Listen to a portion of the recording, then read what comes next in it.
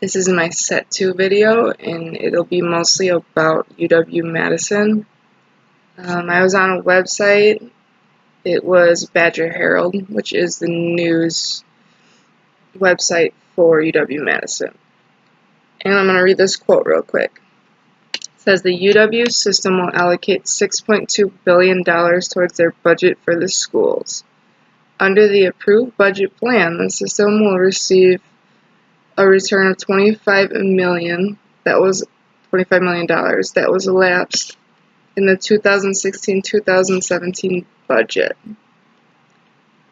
Despite Madison generating the most revenue out of all of the universities within the UW system, out of that $25 million, they will only receive $2.9 million. So I looked up what they got last year, and it's pretty much a $6.5 million decrease from last year. Whereas Milwaukee will get most of that. They're receiving the most at $5.2 million. So my first question is, do you think this is a good or bad decision? Will this strengthen the system as a whole, or do you think it'll kind of divide the campuses or put them against each other?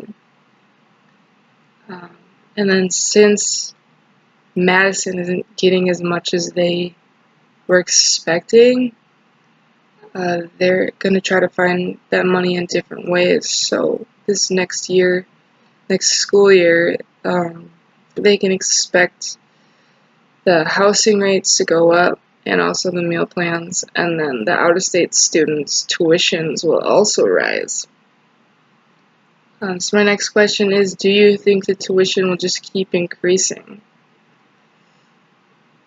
And then, even though they're only getting a chunk of that $25 million, they still have the highest budget, which is at $852 million. That's 45% of the entire budget that's given to the UW system. So the remaining 12 universities share the other 55%. Do you think this is reasonable? Would you change this? Or do you think that since Madison makes the most revenue that they should receive more money within the budget?